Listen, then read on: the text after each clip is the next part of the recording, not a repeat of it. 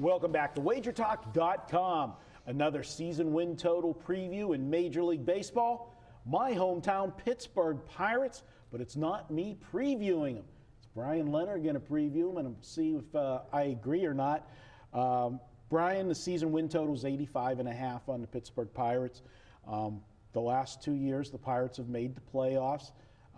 Prior to that, the last time that Pittsburgh had made the playoffs, I had hair and was skinny. There was a long drought since 1992 to 2 years ago when they made the playoffs. But it's been exciting for the Pirates to make that little run. Last year kind of ended too quick for the Pirates in the play-in game against San Francisco. It just absolutely trounced them at PNC Park. But it's a new season, and what are you looking at? This is actually one of the teams I didn't get right last year. I had Pittsburgh under.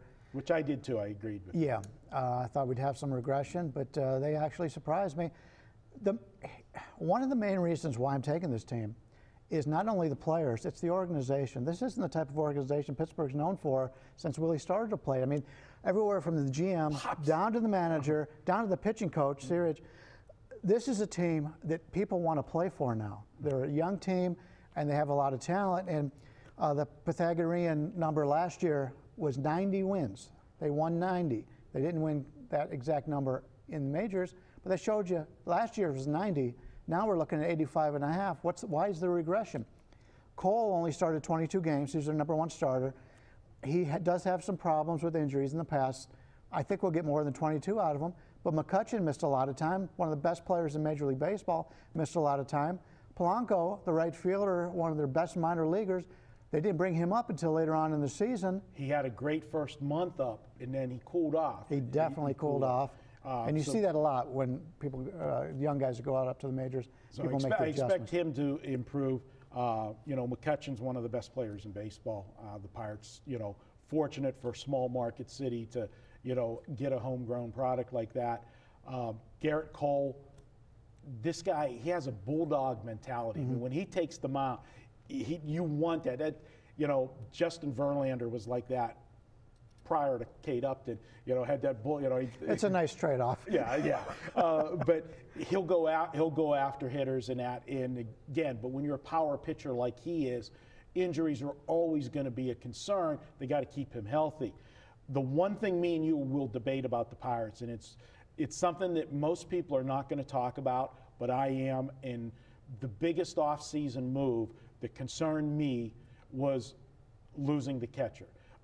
Russell Martin, absolutely underrated as a catcher in the way he handled this Pittsburgh Pirate pitching staff. Now, I know the pitching coach is getting a lot of the credit for everything, the turnarounds, because Francisco Liriano 2 years ago. Last year, what he did with Edison Volquez, giving him his best year. Vance Worley, where did last season come from him last year? If you saw him play for Minnesota, okay, it was a totally different guy. Yeah, so a lot of credit's going to the pitching coach, but I think they're not giving enough credit to the catcher, because last year, Russell Martin missed about a month of the season last year. And if you look at all the Pirates starters, look at their ERAs the month he was out, as opposed to the rest of the season. That was most of the pitchers' worst period of the season. Yeah, not a lot of people talk about that, and that's really telling. When you can look at, and they call it catcher's ERA is basically what they're looking at. So when a certain catcher's in there, they pitch better. But, he's very good at pitch framing. And both the guys, they've got Stewart, former Yankee, and Cervelli, former Yankee. They're both very good at pitch framing on the upper half. So I don't think that's going to be easier to get the calls when you got a pinstripe uniform on, right. too, Yeah, Brian. blinds the umpire. But I think there's not going to be that much of a drop-off. Obviously, the former catcher was a better hitter than probably what you're going to get, but he wasn't elite offensive force. And I take a look at this pitching staff, and we talked about Siraj and the job he's done with Vance Worley and other miracle jobs. But take a look at the guys they've got. They've got guys not only at the back end of this pitching staff, they've got guys that are very good with a lot of experience, but they've got like 3 guys in the minors who are ready to take that next step. So there's going to be injuries to the pitching staff, and they've got so many guys on this team. One of the deeper pitching staffs in the AAA and in the majors. I don't think that's going to be a problem at all. And we talked about this last year. I made the comment, this could be the best defensive outfield I've seen. It's just speed everywhere. and Polanco's got a rocket for an arm in right field. I love the defense on this team. If Kang plays a little bit, he'll give him more offense. And he's supposed to be Korean import. He's supposed to be playing all over the field. I don't think he's going to start, but he's one of those guys similar to the third baseman, the new third baseman, because they brought Alvarez over to first base. So from a defensive perspective, Alvarez was really weak. It was horrible. He was terrible at third base. Now he's over at first. I think he'll feel more comfortable. I think that's why his offense, at least his home runs, really took a dip last year, because I know his mind was too much on the that's like offense. In Cleveland with Santana trying to learn third base. It hurt his hitting early in the season. We're going to see that improve, the defense improve, which would be better for the pitchers.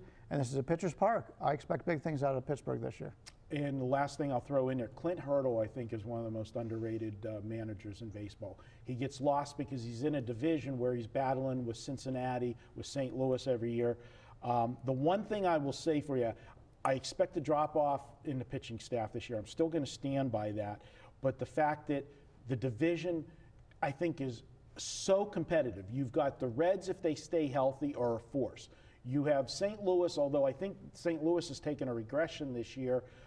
Wainwright's not 100%. They lost Shelby Miller, although I'm not a big fan of Shelby Miller. You've got the Cubs that everybody's in love with that's going to, take some wins this year. I think it's going to be more of a concentrated, it's been a 2 or 3 horse race the last couple of years. It could be a 4 horse race this year with the Cubs, St. Louis, Cincy, and Pittsburgh taking wins from each other. Just a couple of notes. St. Louis, I talked about the Pythagorean number. They won 7 more games last year than they should have. They were a lucky team last year. And about the pitching staffs in that division, do you know there's only 2 left-handed starters in that division now that Cingrani has gone to the bullpen? They're both on the Cubs. Obviously, some pretty good left-handers on the Cubs. But take a look at what Pittsburgh did last year against lefties. They were lousy against lefties. They were great against righties. Now in your own division, when you're only going to face 2 lefties in your entire division, a lot of right-handed pop in that lineup. I expect really good effort here out of Pittsburgh. I've already got some nice future bets on the Pirates. I've never heard you say anything nice about the city of Pittsburgh. They've got pretty good sandwiches. All right, Bryan Leonard says to take over the Pittsburgh Pirates. Boy, I hope he's right. I'm always right. Yeah, we're going to go. We'll root for that one. Pittsburgh Pirates over 85.5, and I hope they have so many wins over that total that they end up in first place when the season's over. Like to see them in the playoffs and not have to do that stupid 1-game play. Terrible. They got to get that to 3 games soon. Yeah. It's not fair. All right, he's Bryan Leonard. I'm Marco D'Angelo. Hope you enjoyed this week's videos. We'll be back next week with more free pick videos here at wagertalk.com.